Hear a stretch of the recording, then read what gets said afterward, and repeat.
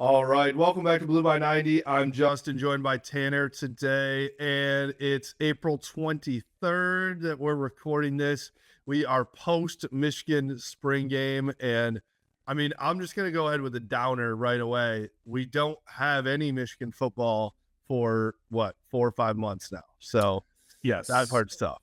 yes, but we have Pistons right now. True. Really enjoying the Pistons. Love that. Tigers, I know they just dropped to second place in the league, but in the division, but they're playing well.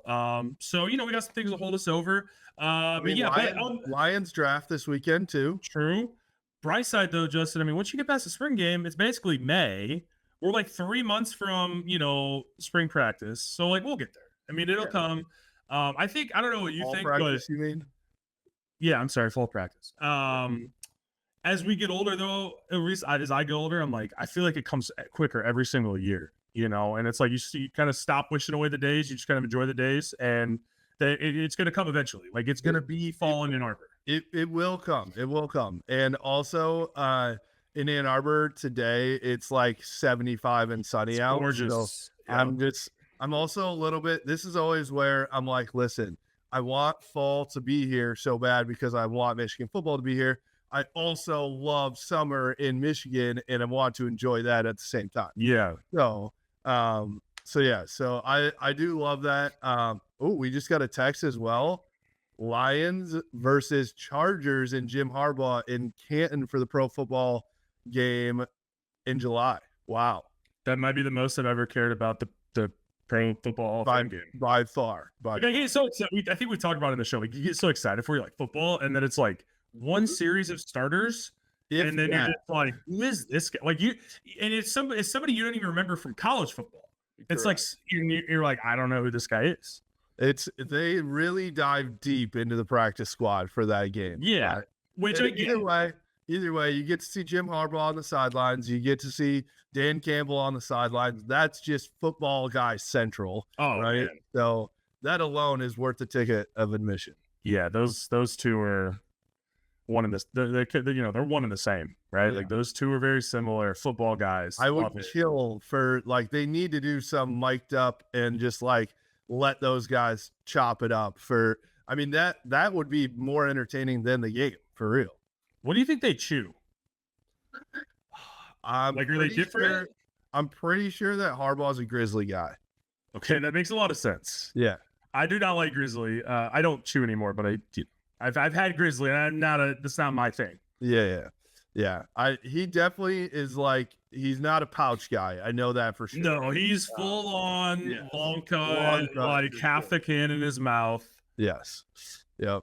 And then there also was I don't know about Dan Campbell, but the picture that went viral of him from last season where the bottom row is his teeth, that was 50 years of just a lot of chewing. Stop chewing. And if Dan, you got the money, let's get some veneers, dog. Yeah.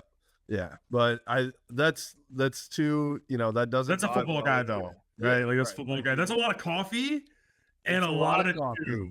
He's a big coffee guy too. Also, do you think about the time for veneers?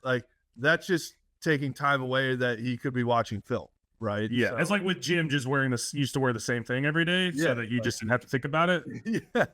Which is hilarious that he stopped doing that and then won a championship. It's maybe just being a normal person. I don't know, Jim, Yeah, there's something to that. But all right. Well, we did see some football on the this past Saturday. Well, some of us. If you were in the big house, you saw some football. Unfortunately, did not get aired until I believe this Saturday it's coming out.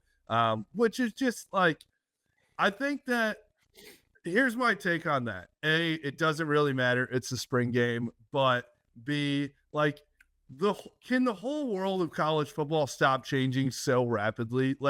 I just want to be able to watch a spring game, and I want the fans why does it have to be so different? I don't know. This just seems like we're getting too complicated with everything here. Yeah, I get it. You had guys last year that were poached, and maybe because of the spring game film, right? Right. Like you think of DJ Waller, like played well in the spring game and then like immediately left to Kentucky, and it's like raises some eyebrows. So I don't know. I don't mind. I mean, living here, being able to go, it was just easy. You know, we took my daughter, it was her second time in the big house. First time was the big house 5K the week Right. before, but this is really the first true time, Yeah. you know? With Michigan football. Yeah. So, yeah, I will say though, I don't know if it was because of Bryce or because of the TV restrictions or maybe a combo of both, and the weather wasn't so bad. Pretty full. I mean, Yeah. along the sidelines, like in the end zones, not really. We were kind of in the corner, just kind of wanted to be away from people with, having a 9-month-old at the game or whatever. But it was pretty full, man. Like it was a good environment. I'm sure the recruits enjoyed it. It was pretty cool to kind of see the big house at least. That's like probably the most people I've ever seen at a spring game in my time going to them. I mean, I remember going to like 09, 2010, like when Devin Gardner was a freshman. Like I remember going to those when I was younger, and it was like sleeting. Like the 2010 spring game was awful, it was just sleeting. So I think the weather probably played a hand in that too. But a lot of people, and it was windy. So I was over in Schembechler Hall for doing an event there, but what I was more excited about is like the buzz around like when people like saw Bryce, come out for the first time. Yeah, it was cool. People were pretty excited. And then the first play was a sack. Because like somebody got beat. I don't remember who it was. So quick too. Yes, it was very quick. But no, I think people were really kind of like waiting to ooh and ah, and then like a pass would fall incomplete, and the whole stadium was like it's kind of that vibe. But like I said, it was windy, hard to gauge. I think Bryce definitely okay. So one thing that I'll comment on, the Ohio State, Michigan State fans, like there were Ohio State fans at the stadium. First of all, I'm not going to judge what you do with your free time, but you're never going to see me go to Columbus, Ohio, wearing Michigan to watch your fucking spring game. Okay. Even if I lived downtown Columbus, I would not do that. No. So that goes, I saw a lot of Ohio State fans, a lot of Michigan State fans. I just find that weird. I don't know, like, hey, if I was going to go to another team spring game, I probably just wouldn't wear any team shirt or anything. If I just wanted to check out like Notre Dame because it was free to go, I wouldn't go there with a Michigan shirt. I just, you know what I mean? But I saw a lot of Ohio State, Michigan State fans like talking shit on Twitter. And I'm like, I tweeted this to somebody and I was like, bro, I don't know when your spring game is. Literally. Like, I don't care. You have too much time on your hands. So I'm sure with the film coming out, there was a lot of really good throws that Bryce made that were not caught. Our boy Joe Taylor ran like a little, I don't know, it was at like the 8-yard line. It wasn't a slant, it was just kind of like a seam route. And Bryce fired it in there and it was on the money. And Joe Taylor's, Joe Taylor, he's a special teams ace. I don't know if he's a, all Big Ten receiver guy, right? Right. And he didn't make the catch, but the throw from Bryce, you're like, wow. And then Bryce had another throw, and I can't remember who the receiver was, but he threw it down the sideline on the money. Was that Browder? Yes, Browder. Yes, Browder.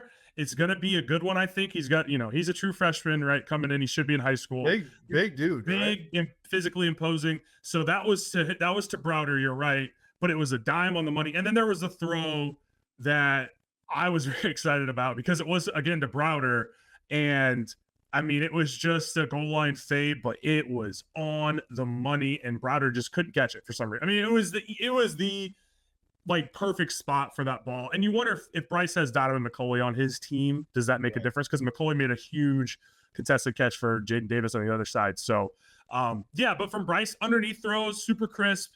I think he definitely learned throughout that game. There was a couple delay of games that you'll see because he was trying to identify the blitz and where pressure was coming from, and he just ran out of time. But I'd rather that than him not think about those sorts of things. So he's obviously processing. It's going to take some time, but I think with another, set of practices in the fall and all the summer workouts, like I think he could be really good as a true freshman. Like you could tell that the talent's there. And I mean, that is first and foremost, like, first of all, he's 17. I think everyone's got to remember that. The way that I keep saying it to people. So when we did our project with him, where he gave the car away, which was, first of all, awesome. Yeah. Let me go on a little side tangent about that for a second. But amazing to work with him on that. First of all, really, really good kid. And I mean, just for him to want to do something like this shows a lot about his character. And I'm super excited for him to, somewhat follow in JJ and Blake's footsteps, and the fact of like giving back to the community is important, and all that stuff. So very excited about that. And just being able to interact with him there just showed a lot of maturity, physical maturity. He is a large, I'm 6'3", 215 pounds. So I don't get like looked down on very often, unless I'm around the football team, but like he's all of 6'5" and makes me look small. In a couple pictures, it's like, damn, that's tough. But but then just from a maturity standpoint, like, and mentally, like, really good kid, came up with, had great answers, great things to say about Mike Daugherty and everything. So super excited about that part. But the other part that I was using this to remind people of where he's at in life is, I was talking to his Belleville principal while we were shooting that video that day. And she's like, yeah, we're so excited to have Bryce back for prom.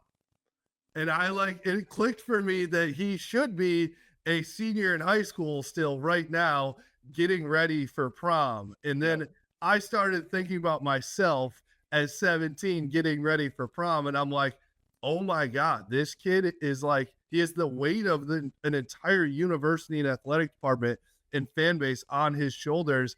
And he, like, in theory, should be worrying about like what kind of suit he's gonna wear, what kind of tux he's gonna wear to prom with his girlfriend, right? So that just put things into perspective for me. Yeah, he's over at Men's Warehouse getting fitted for a tuxedo or wherever. I don't know. I don't remember. It's been so long since I was like high school, but I was like learning how to tie a tie. Yeah. My tux was like the worst fit of all time, right? Like I had a bad haircut just because I was. Yeah. Oh man, I went to Great Clips that morning. And they fucked my shit up, man. It was bad.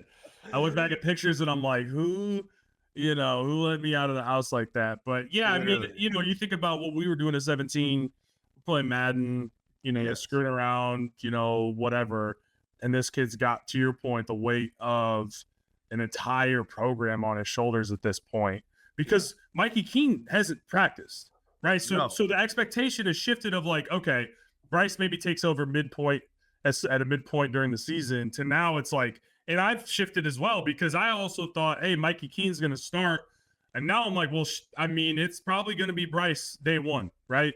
And that changes the dynamic. Unless, first of all, it's just hard to, like, when you miss an entire spring, it is very hard to get back. Newcomer. And as a newcomer. So, right. So Mikey, in order for Mikey to, put his name in the hat for starting spot, right now he would have to, like, in some spring or some summer, like, just drills and passing days, have to, like, turn some heads, really. Yeah. Right. So I agree with you, and I think I'm gonna assume, until we're told something different, that Bryce is probably going to be that starter, because even once you get to August and fall camp, like, I know Sharon says he's not going to name a starter until then, but, like, again, that's only a month, and when if you've only got a month of, like, team stuff to prove yourself, it's really hard for Mikey Keene. So yeah. So anyways, though, I think just talking about Bryce a little bit more, is he's got the talent. Like you said, he obviously has arm strength. He has the mobility. He showed it on a couple scrambles. And I think it's all going to come down to making good decisions, to your point, being able to read the defense and read when a blitz is coming and not fold under pressure there. But I was actually, I commented on an Andy Staples video the other day, which I think this is the correct take. He doesn't have to be Trevor Lawrence in year one for Michigan to win the Big Ten next year, or at least be a contender. He just needs to move the ball along and not make a ton of mistakes, make some throws here and there, and also let Michigan with Justice Haynes and Jordan Marshall go crazy, right? Like, there still is that part to the offense. So I want to say that to the Michigan fan base out there, to our listeners, like, it's okay if he's not Johnny Manziel on day one of the spring game. Yeah, and then there was an interception that he threw that, you know, a lot of rival fans were like, you know, having a field day with, which is just hilarious.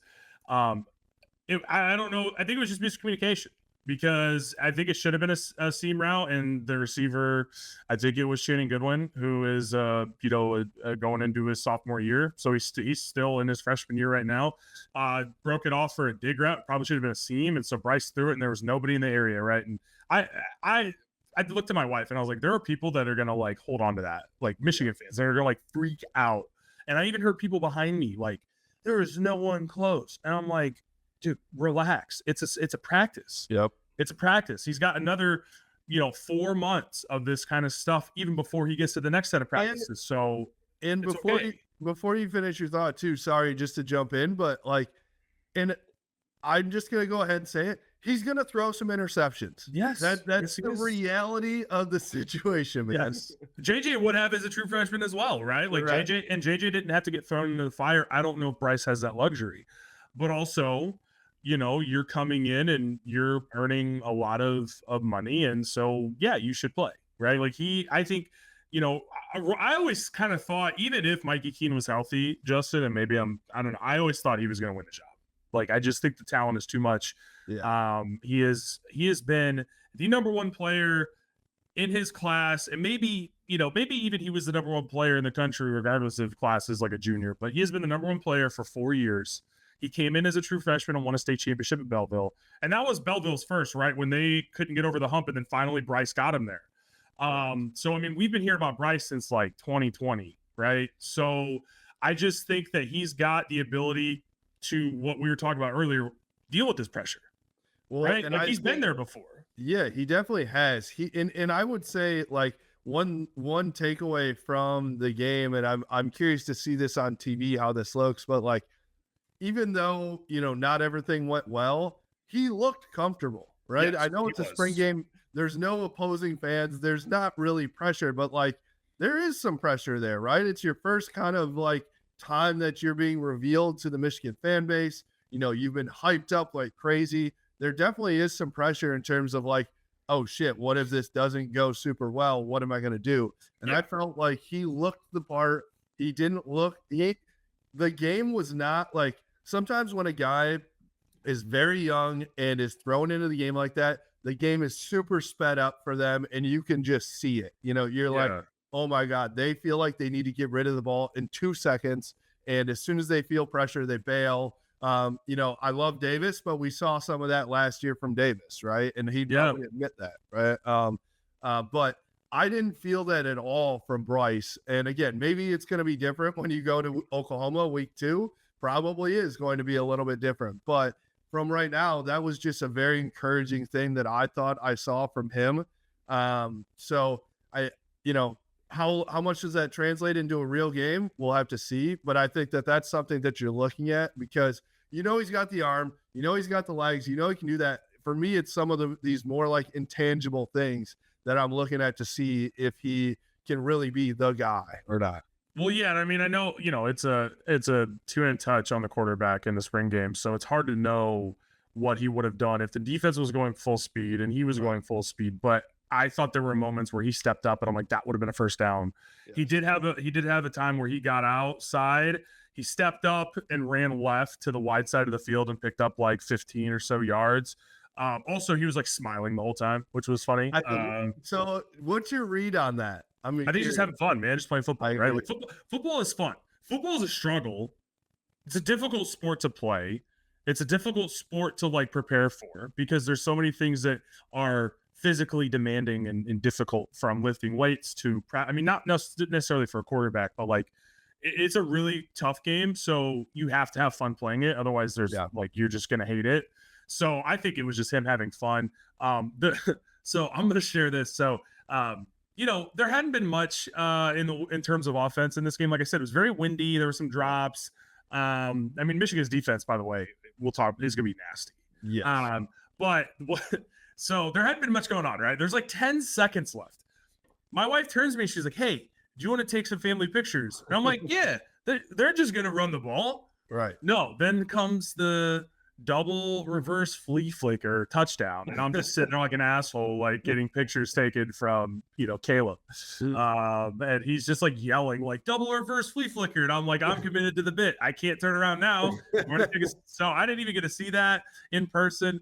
I just turned around, but yeah, it was, I mean, look, hey, I think obviously the coaches knew what the fans wanted. They wanted, some big touchdowns. And I mean, maybe you got to cheat a little bit to get it as far as the plays you're running in the spring game. But, the last thing I'll say, like I may have said this already, but like seriously, the arm talent, I think he had a ball go 62 yards that just hit the white on the backside of the end zone on a throw.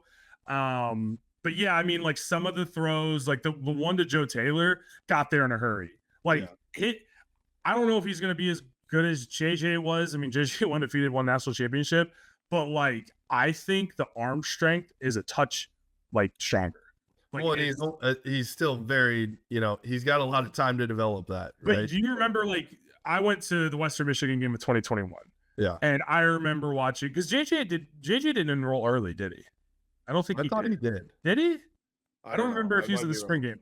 Either way, I just remember watching him in warm-ups like, oh, hey, this ball is coming off different than the other quarterbacks. It's the same thing with Bryce.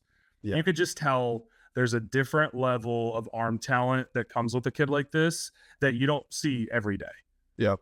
And so let's talk about his supporting cast around him. Yeah, let's talk about the 104 other football players on the team. We've got 20 minutes just talking about Bryce, which is fun. I mean, that's the reality. That's probably going to be how this offseason and even when we get into the season is going to go. That's just the way, the way it is. But I want to talk about, the wide receivers. Again, to your point, from what I know, Donovan McCulley has shown to be wide receiver 1 pretty easily. And so I will be curious, it would have been nice to see Bryce to McCulley and see what that looks like. Yeah, no, McCulley was on Jaden Davis's team on the Mays team. So, but he, like I said, he had a big catch. I think a lot of the starters played a couple series outside of Bryce. Like a lot of starters played, and then you didn't hear from them because I think they just kind of sat out. But yeah, so McCulley had a big catch. Bryce really likes Channing Goodwin. Again, I think Browder's going to be a really good player. Marsh had a drop, and then he had a really nice catch on a hitch, and then he turned up field for like maybe 10 to 15 yards. He looks really smooth. Like you could kind of tell, like watching his film, it's going to translate like his speed. He's just like kind of a long strider. So like you kind of tell that translates watching him in person. And then Jalen Marshall at tight end had a really I always thought he was kind of more of Hoffman. What did I say? You said Marshall. I think that's another. Jalen Hoffman. Yeah, that was unfortunate on my end, but no, Jalen Hoffman had a really strong outing. He's the one who scored a touchdown on Bryce's touchdown pass at the end of the game. I always thought he was like supposed to be more of a Bredesen, but like I think he might actually be able to play like tight end, like legit. And not in the way that they just line up Brady outside, like when we complained about that. What about Marlon? I don't know how much I saw of him, but obviously we know Marlon's going to play a lot. Hogan Hansen too. I don't remember seeing much of him. I don't know if he played. It was kind of hard it's like hard to watch the spring game because there's so much going on. It's so fast too, by the way. So it's like really kind of hard to know who was on what team. I love Carl. Carl was not on his game. What did he keep saying? Carl Gravenside? Yeah, he just kept saying the wrong name on somebody. And I'm like, Carl, I love you. You're the GOAT.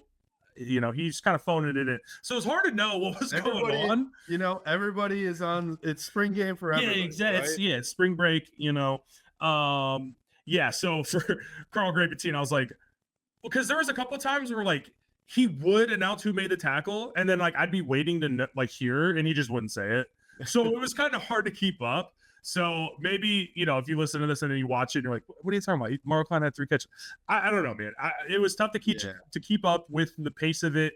And like I said, Carl was kind of like slower and like he wasn't always telling you what was going on, which is fine for the spring game. I will say though, Justice Haynes had a really nice run where he bounced out. And then Jordan Marshall, I don't think did anything too crazy. But again, it's hard to know because like what offensive line do you have? Yeah. Like I know I couldn't tell you the offensive line splits and the way they were. Like I don't know, but Right. I will. So I will say I mentioned this earlier. The defense, brother, I'm telling you, like these guys are fast. Like they're physical. They've got more depth, I think, than probably last year.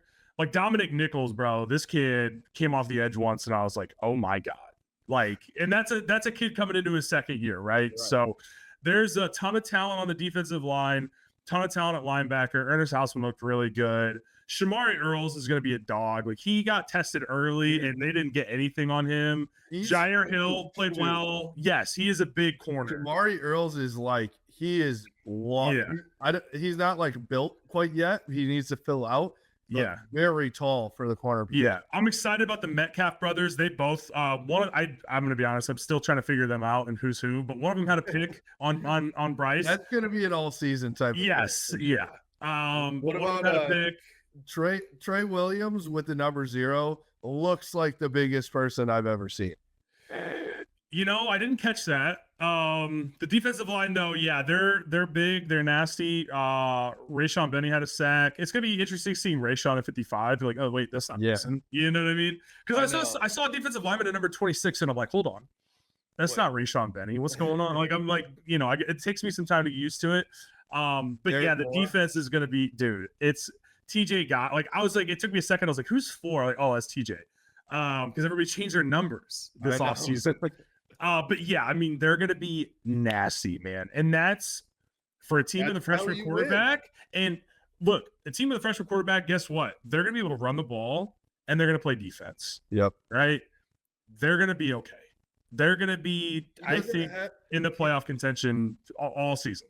He does not have to go, 25 for 35 for 3 touchdowns every game, right? No. If he does, listen, nobody's going to be mad. Nobody's going to be mad. But I think to your point, like they're going to be, there were some of those stat lines from JJ back in the day of like, he'd go 10 for 17 for, 1 touchdown, no picks, and like 170 yards, and we'd win by 17 points, right? Yeah. Like that's just the reality. And I definitely think, I guess let's just talk about like the playbook as a whole. I felt like it definitely was like, we're going to be throw first, not all the time. You're still going to pound the rock, but it's not going to be like 75% run, 25%. Yeah, I definitely like you when you mentioned the JJ stat line, which that probably happened a few times, 10 of 17. Yeah. I don't think we're going to see that. Like, I think we are going to see more balance. And I think that hopefully is going to help with receiver recruiting. It's like the chicken and the egg at this point for Michigan. It's kind of a tough spot to be in unless you just pay an exorbitant amount of money. Yep. So yeah, but I do think Michigan is going to be a lot more balanced in terms of throwing the football. I think you can afford to be with Bryce too. I also think, like, obviously you don't want to run him into the ground, but Bryce's legs are going to be a big part of the offense too. Like, you could tell he's I don't know if he's 4'4" kid, but like he's quick and athletic.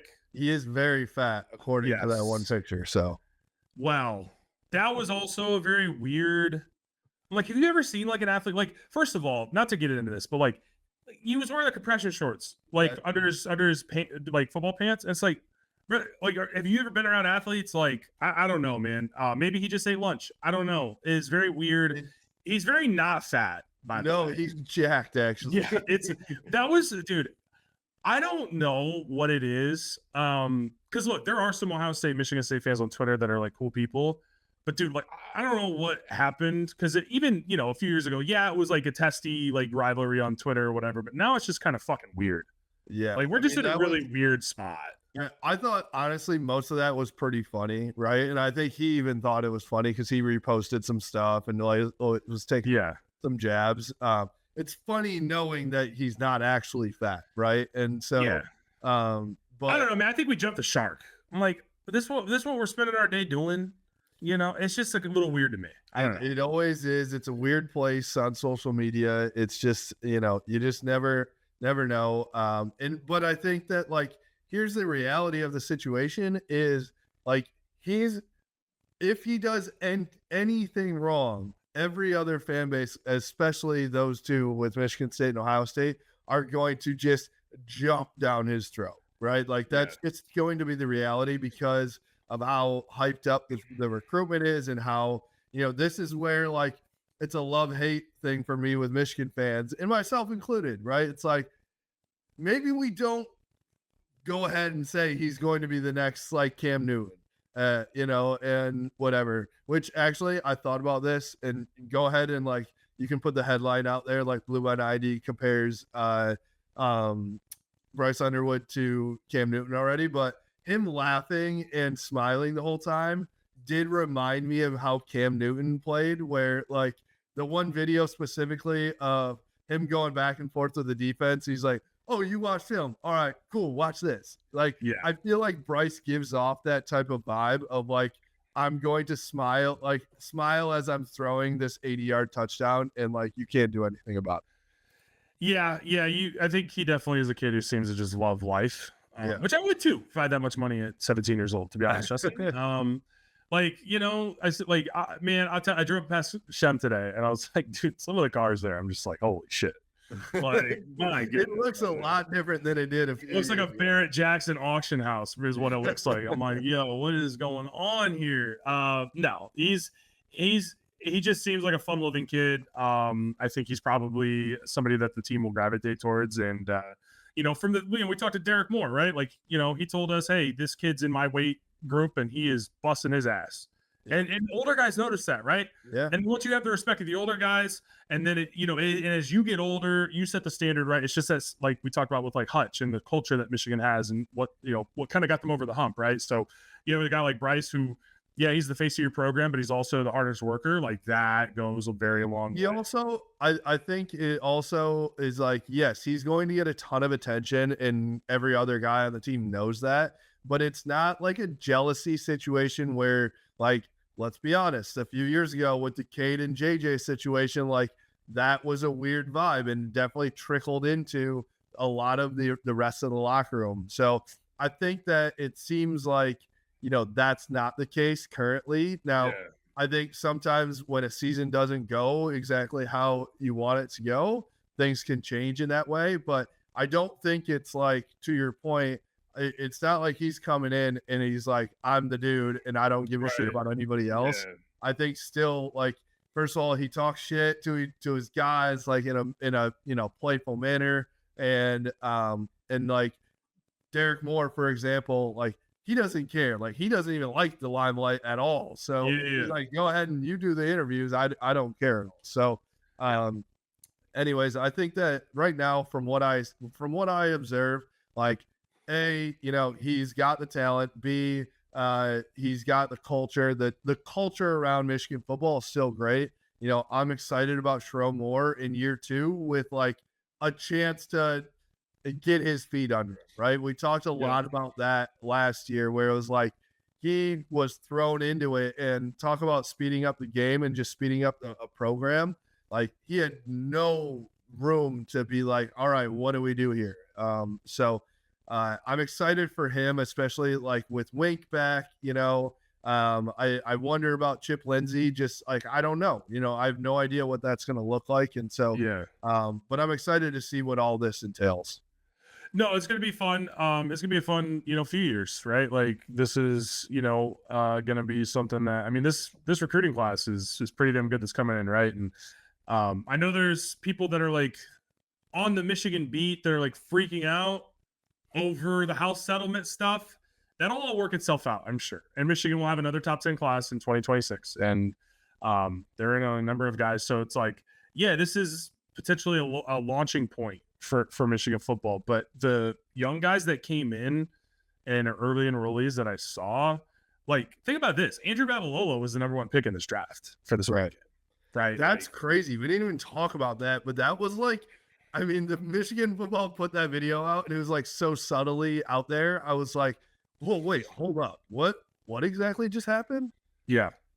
Yeah. One other thing to note, I just saw this come up on Twitter, but Sherrone Moore on In the Trenches, the Michigan football podcast, Rod Moore is trending in a super positive direction.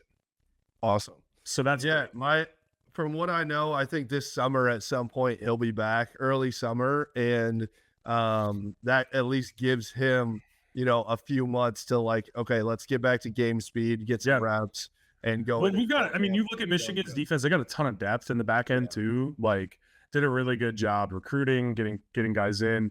Like Zeke Berry played extremely well at the end of the year at corner. Yeah. So you have a lot of guys that have played a lot of football back there, and so regardless of if Rod is healthy or not, obviously you want him healthy. But like, I feel pretty good about the secondary either way. I think you want Rod from a leadership standpoint too. Just get guys in the right position, right? Like he knows the playbook inside and out. Like he's huge on the back end for that. Like he has been his whole career. Yep. So I'm excited for that. I'm excited about a lot of it, man. I think there's a lot to be excited about. But hey, here we go. Now all we get for 4 months is like clips of Bryce throwing from his Instagram and stuff, and everyone's gonna read a ton into that, and so we'll talk about it throughout the summer here. But you got warm weather though. Go out on a boat. Yeah, I'm wearing shorts right now. It's great. It's sick of wearing pants, to be honest. Some shorts on. Little teaser too. I'm gonna put this on social media here soon, but I taste tested. Went to the North Peak Brewery yesterday. Taste tested a new flavor, new everything of Blue by 90 beer, and it's phenomenal. It is. It is going to be like a little too easy to put down, a lot of them on a game day this fall. So, no, I love that. Very excited for that. Just very excited for Thursday and Saturday. Little Caesars Arena. There you go. Hey, man. Hey, wait. I was just gonna say, the foul baiting is getting out of control in the NBA. Bro, Jalen Brunson, we all hate him from Villanova back in the day, but I didn't hate him, and then I was like, oh, this is how we're playing basketball. It is nauseating. It is brutal. That's not basketball, right? Like that was my big thing with James Harden too. But like that, just nut up and go try to get a bucket, dude. Like, come on. Yeah. Like it was so funny too because you'll see Knick fans like, oh, Cade Cunningham took one more free throw than Brunson. Yeah, the difference is Cade is trying to put the ball in the bucket when he goes to the rim. He's at the rack. And sorry, he's going to get fouled. He's also bigger than Brunson and longer than Brunson, so like it's easier for him to get fouled. He gets fouled when he's at the rim 90% of the time, not 30 feet away from the basket because he's flopping. I really need the Pistons to win in 6 so that we can just tweet Pistons in, and then it's him. Like you celebrating somebody getting fouled out is so corny. Also, what's corny, and I understand as a defender you shouldn't jump, but if you don't jump into their landing area, you should not be penalized because the shooter throws his body into you. Correct. The NBA like stopped calling that. Like I think at either the beginning of this season or last season, and then like all the people who did that were pissed and they just stopped. Like they just started calling it. Like it's not basketball. I don't think it should be in college or NBA. It's ridiculous. There was one towards the end of the game where he did the guy he like jumped on. He jumped like 3 feet. But he jumped like this and stayed straight up. I was like, no, that's not. There are sometimes when a guy jumps completely sideways into the guy on the pump fake, then yes, that can be a foul. But when the guy, even though he jumps on a pump fake, if he stays straight up and only goes forward a little bit, like if the offensive guy is going more forward than the defensive guy, that's not a foul. Right? Yeah, I don't know. Like the other ones, when Asar Thompson got called for the foul because Jalen Brunson just like hook and held him. Oh, yeah. Like, his arm wasn't in legal guarding position. I wonder why. Because at the beginning of that play, he grabbed his arm. Correct. And then the other one was Josh Hart just falling down. And they're like, yeah, I guess this is a foul. I'm like, let's see these Villanova dudes. Like, it's absurd. It's crazy. But yeah, we've got Pistons, as Jared Goff said, Pistons in 5. We've got the NFL draft this weekend, so excited to see where our boys go. Did you see the mock with Will Johnson falling to the Lions at 20? I would be stoked, but also like, are we just doing this prospect fatigue thing with Will, where we're like, he's been a perfect prospect for his entire career, and now we're like looking for flaws I don't know. There's been weird stuff going on, but he has like since the mock draft started coming out, he just continued. You know, he started like top 5. Now he's down to. They had Mason Graham 13th. I like Peter Schrager, but he had Mason Graham 13th. I'm like, bro. Most people have Mason Graham at like 5, right? So yeah, we saw him at 1 like 2 months ago. I don't know who that was from, but like, I don't know. I don't know how you can watch the film and be like, yeah, 13. That's where I'm going to draft this guy. I did see Colston at 10 though, and KG like mid-teens. So I'm excited to see where those guys go. I mean, listen, if Will Johnson drops to the Lions, I'll be sad for him out in his payday. But like, dude, let's go. That would be electric. One last thing on the NFL draft. I do not get how anyone watches Colson Loveland and Tyler Warren and is like, yep, I'm going to go with a 23-year-old. I don't. I know he put up a lot of stats. Michigan's offense wasn't ideal. Right. I don't understand how anybody would want Tyler Warren over Colson Loveland. That's just me. I haven't understood that the entire draft process. It's going to be one of those things where, Jim Harbaugh is going to take him or something, and he's going to be unbelievable. I mean, any of those guys, I'll be honest, KG, Mason, Colston, or Will, like, I truly believe they are going to ball out at the next level and surprise whatever team they end up on. And so, one last NFL draft thing, Justin, maybe you can explain this to me. I keep seeing that Kalel Mullings has been going in for top 30 visits. Does that mean teams are wanting to draft him in the first round? I don't understand what a top 30 visit. I don't really know that part of the draft process. I don't know that either. I don't know. I don't know if that means he's one of their top 30 prospects or if that's like a top 30 pick. But I'm assuming it's like a top 30 like prospect. It is one of the 30 official visits each team can make to potential draft prospects. Well, yeah, I think so. I think it's just they get 30 of them. Okay. Because I was like, what does that mean? But that makes more sense if they're going to draft him in like 3rd, 4th round. I think he can sneak his way up there, though. I mean, he's another one, though. Like, wherever he ends up, like, all he's going to need is a chance. And it's hard to be really good in the NFL. There's no doubt about that. But like, Kalel Mullings has defied the odds at every level and became, when not one person thought that he was going to be our guy, he became like unbelievable for him. Yeah. So give him the chance and let's see what happens. Yeah, I'm excited though. Draft's awesome. Pistons in 6. There you go. I think. All right. I like it. Well, for us, you can follow us at Blue by 90 on Twitter, Instagram, Facebook, at Blue by 90 Podcast on YouTube, and blueby90.com. We appreciate you. Go Blue. Go Blue.